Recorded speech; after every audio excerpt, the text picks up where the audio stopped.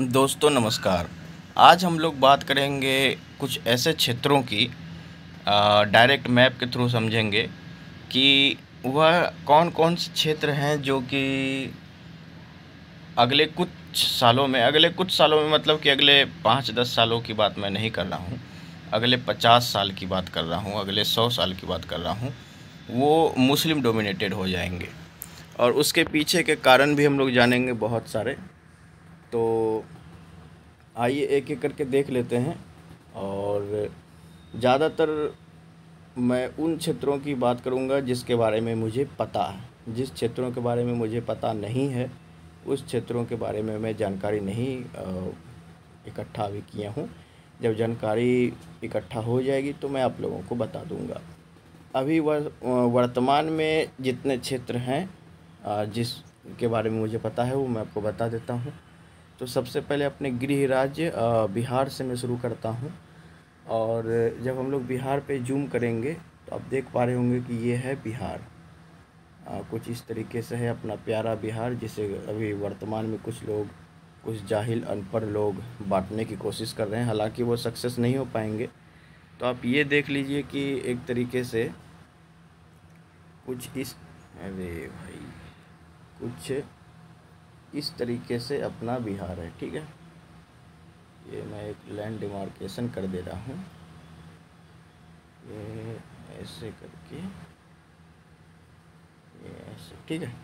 इस तरीके से कुछ अपना बिहार है। और अब हम लोग इसमें बात करेंगे कि वो कौन कौन से क्षेत्र हैं। तो जो भी क्षेत्र हैं मैं उसकी बात कर रहा हूँ। जब आप एक चीज़ ये देखिए, यहाँ पे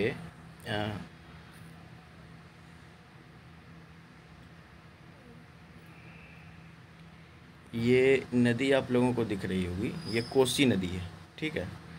इसके इधर के जो क्षेत्र हैं ज़्यादातर सीमांचल कहलाते हैं, कोसी प्रदेश भी कहलाते हैं, सहरसा मधेपुरा वगैरह कोसी क्षेत्र भी कहलाते हैं। तो अब हम लोग इस क्षेत्र की बात करें, यहाँ पर तो ये जो क्षेत्र आपको दिख रहे हैं,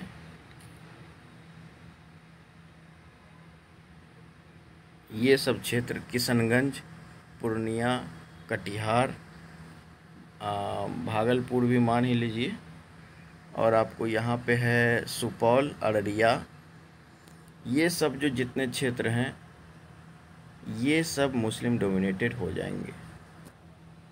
उसके बाद फिर हम लोग अब बात करें अगर बिहार में ही अन्य क्षेत्रों की, तो यहाँ पे ये जो भोजपुर क्षेत्र का पश्चिम चंपारण है, ये भी अगले 200 साल में संभवतः मुस्लिम डोमिनेटेड हो जाएगा। 100 साल में नहीं, 100 साल में तो ये हो जाएंगे। 100 साल में, अगले 100 साल में इस रेशियो के अनुसार ये मुस्लिम डोमिनेटेड क्षेत्र बन जाएंगे। ये अगले 200 साल में होगा। और अब हम लोग बात करते हैं झारखंड की। तो झारखंड में मुस्लिम डोमिनेशन के हिसाब से, मुस्लिम पॉपुलेशन के हिसाब से देखा जाए तो ये पूरा क्षेत्र कहलाता है संथाल परगना, ठीक है। तो संथाल परगना, रांची और ये जमशेदपुर, ये 3 क्षेत्र ऐसे क्षेत्र हैं झारखंड में जो कि अगले 300 साल में, 300-400 साल में इस रेशियो के हिसाब से ये भी मुस्लिम डोमिनेटेड हो जाएंगे। जमशेदपुर की मैं ज़्यादातर बात नहीं कर रहा, लेकिन ये जो 2-3 ज़िले हैं जो कि मैं अभी आपको दिखाने वाला हूँ, ये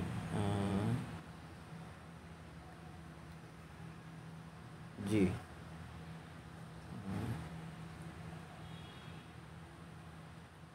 ये आप देख पा रहे होंगे, ये साहिबगंज और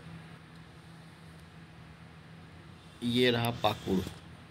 ये 2 ज़िले ऐसे ज़िले हैं झारखंड के जो कि एकदम रेड अलर्ट पे हैं। और बाकी जो ये आपके दुमका ज़िला है, ये दुमका ज़िला, ये उतना ज़्यादा यहाँ पे कंडीशन ख़राब नहीं है साहिबगंज और पाकुड़ जैसी। उसके बाद फिर हम लोग बात करें अगर पश्चिम बंगाल की, तो पश्चिम बंगाल के मालदा, रामपुरहाट और ऊपर की हम दक्षिण की बात करें तो यहाँ पर भी मतलब बंगाल में एक जैसी लगभग स्थिति है। मालदा और कुछ इधर के क्षेत्रों में, बालूर घाट वगैरह के क्षेत्रों में, मालदा वगैरह के क्षेत्रों में स्थिति ज़्यादा ख़राब है। तो ये हो गई बिहार, झारखंड, बंगाल की बात। अब हम लोग आते हैं उत्तर प्रदेश में। तो उत्तर प्रदेश में मैं आपको जो जानकारी दे रहा हूँ वो कोई नहीं देगा, क्योंकि वैसे तो मैं बिहारी हूँ, लेकिन उत्तर प्रदेश मैंने सबसे ज़्यादा घूमा है। यहाँ तक कि बिहार से भी ज़्यादा अगर मैंने किसी प्रदेश को घूमा है तो वो उत्तर प्रदेश है। तो उत्तर प्रदेश में मैं आपको बताता हूँ, अगले 100 साल में आपको मैं बता रहा हूँ, ये देखते जाइए जी, ये एकदम बिल्कुल सही हो गया। ये जो आपको क्षेत्र दिख रहा होगा, एक मिनट पहले मैं ब्रॉड तरीके से दिखा देता हूँ। देखिए ये है अपना उत्तर प्रदेश, ठीक है।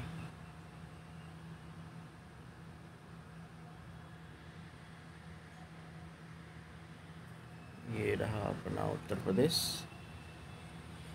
और ये जो क्षेत्र आपको दिख रहा है, ये वाला क्षेत्र,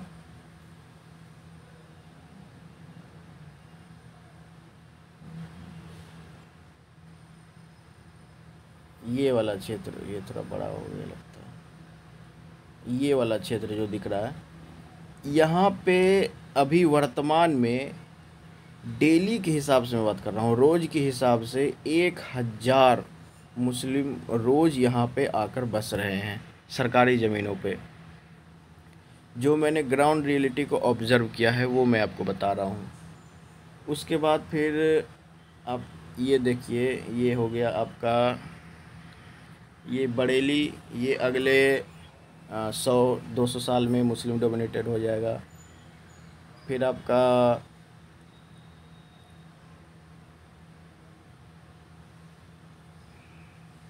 जी, ये हो गया लखीमपुर, शाहजहांपुर। उसके बाद फिर आपका ये वाला जो क्षेत्र है नानपारा का क्षेत्र। उसके बाद फिर आप बहराइच, और कुछ हद तक मान सकते हैं अब, कुछ हद तक, मैं कंफर्म नहीं कर रहा हूँ, ये इतने क्षेत्र तो कंफर्म है, बलरामपुर को मान सकते हैं। यहाँ का जो कारण है वो मैं आपको बता देता हूँ। वास्तव में जिन क्षेत्रों को मैंने अभी आपको दिखाया, ये वाला जो क्षेत्र, ये क्षेत्र, ये नॉर्थ अवध क्षेत्र है, ठीक है, उत्तरी अवध क्षेत्र है, और यहाँ की जो भाषा है वो अवधी है। लेकिन यहाँ पे रेफ्यूजियों की संख्या बहुत ज़्यादा हो रही है, और जितने भी रेफ्यूजी आ रहे हैं वो इन क्षेत्रों से आ रहे हैं, यहाँ पर से इन क्षेत्रों से आ रहे हैं, और जो है फिर आपके अन्य अन्य जगहों से भी कई बांग्लादेशी मुस्लिम भी आकर के यहाँ पे बस गए हैं।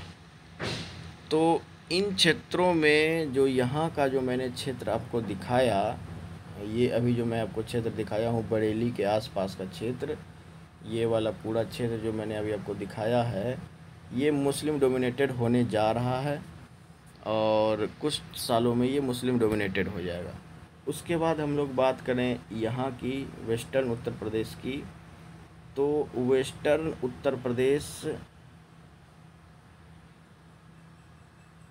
ये रहा वेस्टर्न उत्तर प्रदेश। तो वेस्टर्न उत्तर प्रदेश पूरा का पूरा हाई अलर्ट पे है। ये अगले 500 साल में पूरे तरीके से मुस्लिम डोमिनेटेड हो जाएगा। मतलब ये पूरा क्षेत्र मुस्लिम डोमिनेटेड हो जाएगा 500 साल में। और इतना जो क्षेत्र मैंने अभी आपको दिखाया था, ये इतना सा क्षेत्र, ये अगले 300 साल में मुस्लिम डोमिनेटेड हो जाएगा। तो ये जो जानकारी मैं आपको दिखा रहा हूँ, ये खुद के मेरे ऑब्जर्वेशन की है। यहाँ पे मैं इसका कोई भी सोर्स नहीं क्लियर कर रहा हूँ कि कौन सा सोर्स, क्योंकि जब मैं इन क्षेत्रों को घूमा हूँ तो मैं देखा हूँ कि यहाँ पे जो है लैंग्वेजेस में अंतर, कल्चर में अंतर, यहाँ पे एक ही जगह में इतना ज़्यादा अंतर नहीं हो सकता। और जितने भी मुस्लिम हैं वो वेस्टर्न यूपी वाली लैंग्वेज को फॉलो कर रहे हैं, और अवधी भाषा वो बोल नहीं पा रहे हैं। उसके बाद फिर हम लोग बात करें उत्तराखंड की। उत्तराखंड में भी मुस्लिम पॉपुलेशन हाई अलर्ट पे है। तो उत्तराखंड में भी अगले 1000 सालों में यहाँ पर भी उम्मीद है कि, लेकिन 1000 साल की बातों को ना ही करना उचित होगा। 1000 साल की बात यदि मैं ना करूं तो ज़्यादा बढ़िया है। उसके बाद फिर राजस्थान का जो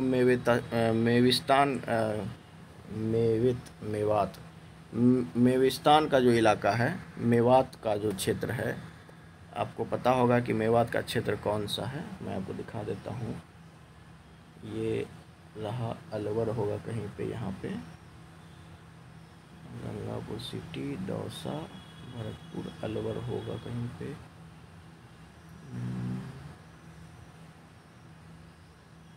भरतपुर अलवर है कहीं पे, हाँ अलवर है ना। तो ये वाला जो क्षेत्र है मेविस्तान का जो क्षेत्र है, मेवितिस्तान, इस तरीके से ही कुछ क्षेत्र कहलाता है। यहाँ पर भी मुस्लिम डोमिनेशन की बहुत ज़्यादा संभावनाएं हैं। तो मैं यहाँ पे मुस्लिम पॉपुलेशन की जो बहुतायता है वो किस किस जगहों में होने जा रही है, मैंने उस तरीके का एक एस्टिमेशन बताया है आपको वर्तमान स्थिति को देखते हुए। अब हम लोग आ जाते हैं पूर्वोत्तर में। तो पूर्वोत्तर में अगर वर्तमान स्थिति बनी रहती है जैसी स्थिति अभी है, तो ये जो त्रिपुरा आपको दिख रहा है, ये अगले 500 साल में मुस्लिम डोमिनेटेड हो जाएगा। उसके बाद फिर जो ये आसाम है, ये भी अगले 700 साल में संभावना है कि ये भी मुस्लिम डोमिनेटेड हो जाएगा। मेघालय की बात मैं नहीं करूं तो ज़्यादा बढ़िया है, क्योंकि मेघालय के बारे में मैंने रिसर्च किया नहीं। और आपको पता होगा कि ये जो अपना प्यारा नॉर्थ ईस्ट का जो क्षेत्र है, ये बहुत ज़्यादा हाई अलर्ट पे है, क्योंकि जिस तरीके से हम लोग अखंड भारत की बात करते हैं, हम हिंदू लोग, खास करके भारतीय हिंदू लोग एक अखंड भारत की बात करते हैं और बात करते हैं कि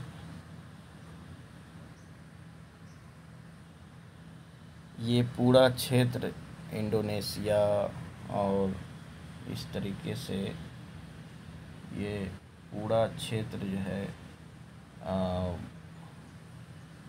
थोड़ा छोटा हो गया।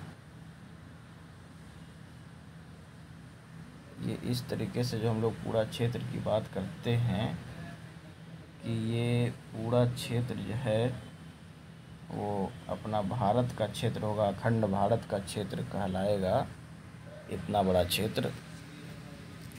तो उसी तरीके से जो जाहिल मुस्लिम बंगाली लोग हैं, जैसे कि आप ये देखिए कि ये बांग्लादेश है, ठीक है।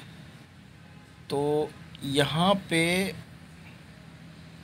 ये लोग बात करते हैं कि जो बांग्लादेशियों का जो एक तरीके से कहा जाए ना पूरा होने वाला जो कभी सपना है, वो ये बात करते हैं, मैंने कई सोशल मीडिया पे देखा है कि वो ये बात करते हैं कि पूर्वी उत्तर प्रदेश, बिहार, झारखंड और उड़ीसा का कुछ पार्ट, और बांग्लादेश तो है ही। और ये पूरा क्षेत्र की बात करते हैं कि ये लोग एक ग्रेटर बांग्लादेश बनाएंगे। एक ग्रेटर बांग्लादेश बनाने की ये लोग बात करते हैं। और किस तरीके से बनाएंगे? तो मुस्लिम मेजॉरिटी के साथ ये लोग ग्रेटर बांग्लादेश बनाने की बात करते हैं, मुस्लिम मेजॉरिटी। तो ये तो खैर एक हास्यप्रद बात है, ऐसा होगा नहीं, क्योंकि 32 दांत के बीच में आप ये देखिए, ये सब क्या है? ये सब हमारे दांत हैं, ये सब हमारे दांत ही तो हैं, क्या है ये? और ये बीच में एक जीव है ये। तो 32 दांत के बीच में एक जीव की कोई औकात नहीं होती। ये जब चाहे उसको पीस पीस में काटा जा सकता है। तो लेकिन फिर भी बात करूं मैं यदि, तो अपना जो नॉर्थ ईस्ट है, इसके ऊपर ख़ास करके दो देशों की ज़्यादातर नज़र बनी रहती है, एक चाइना की, एक बांग्लादेश की। और म्यांमार का जो थोड़ा बहुत नज़र रहता है वो मिज़ोरम पे बना रहता है, क्योंकि मिज़ोरम और म्यांमार जो है उसमें कल्चरल सिमिलरिटीज़ थोड़ी ज़्यादा है। उसके बाद वहीं हम लोग नॉर्थ ईस्ट की और बात करें तो ज़्यादातर जो अलगाववादी संगठन है वो शांत हैं, लेकिन नागालैंड एक ऐसा अलगाववादी सेपरेटिस्ट ग्रुप का जो है वो संगठन है, जो कि ये पूरे क्षेत्रों पे, ये आप मान लीजिए इस पूरे क्षेत्र पे ये लोग, नागालैंड तो है हो ही गया, इस तरीके से लोग पूरा जो है नागालैंड बनाने की, इस तरीके से म्यांमार के साथ एक पूरा नागालैंड कंट्री या फिर एक स्टेट, इस तरीके से कुछ अपना बनाने की ये लोग बात करते हैं, नागालैंड। और ऐसा इसलिए है क्योंकि नागालैंड वास्तविकता में आपको बताऊंगा, झूठ नहीं कहूँगा, कि भारत की आज़ादी के समय नागालैंड ने खुद जो है वो आज़ाद रहने की घोषणा की थी, और इन्होंने पहले ही घोषणा कर दी थी कि ये लोग आज़ाद हैं, ये लोग भारत के साथ नहीं जाने वाले हैं। लेकिन चूँकि एक 15 अगस्त को भारत आज़ाद हो गया और इस तरीके से, तो ये लोगों की जो आज़ादी का जो ये लोग बताए थे कि हम लोग आज़ाद हैं, ये नागालैंड वाले जो बताए थे, इनकी बातें जो है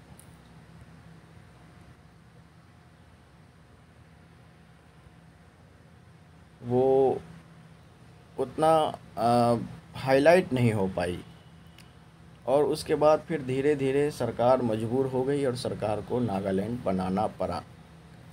तो अपना नॉर्थ ईस्ट जो है, इसके बारे में मैंने बात की कि बांग्लादेश और चाइना और मिज़ोरम पे खास करके म्यांमार और नागालैंड की जो स्थिति है, ये सेपरेटिस्ट वाली स्थिति है। तो उसके बाद फिर आप इसके मुस्लिम मेजॉरिटी के साथ और भी मैं बहुत कुछ जानकारी बता दी आप लोगों को। उसके बाद फिर आप ये देखिए कि यहाँ पे होगा कहीं पे दार्जिलिंग, जी ये वाला जो क्षेत्र है आपको दिख रहा होगा, ये वाला जो क्षेत्र है दार्जिलिंग का, सिलीगुड़ी वगैरह, ये सब क्षेत्रों पे जो है नेपाल की नज़र बहुत बनी रहती है कि ये सब क्षेत्र नेपाल को मिल जाए। नेपाल की इस पर बहुत ज़्यादा नज़र बनी रहती है, और ये लोग कहते हैं कि ये वो इन्हीं का पार्ट था। जो सिक्किम है, अगर ये आज भारत का पार्ट नहीं होता तो इसको चाइना अभी तक में हड़प लिया रहता, क्योंकि सिक्किम, भूटान, नेपाल और ये इधर से चाइना, सो कॉल्ड चाइना, मतलब वास्तविकता में तो तिब्बत ही, ये 3 बड़े बड़े कंट्रियों से घिरा रहता था। और इसका इतिहास यही रहा है कि कभी इसको नेपाल एनेक्स कर लेता था, कभी भूटान एनेक्स कर लेता था। और वर्तमान स्थिति को देखते हुए तो ये पक्का जो है चाइना का पार्ट हो ही जाता अगर ये इंडिया का पार्ट नहीं होता तो। और ये इंडिया के लिए और एक सिरदर्द बन जाता चाइना अगर यहाँ पे आ जाता तो इसी के साथ अब मैं इस वीडियो को समाप्त करता हूँ। इसमें बहुत सारी जानकारियाँ मैंने आप लोगों को दी हैं, तो अब मैं चाहता हूँ कि इस वीडियो को मैं समाप्त करूँ। जय हिंद, जय भागलपुर, जय प्रदेश, अंगिका भाषा जिंदाबाद।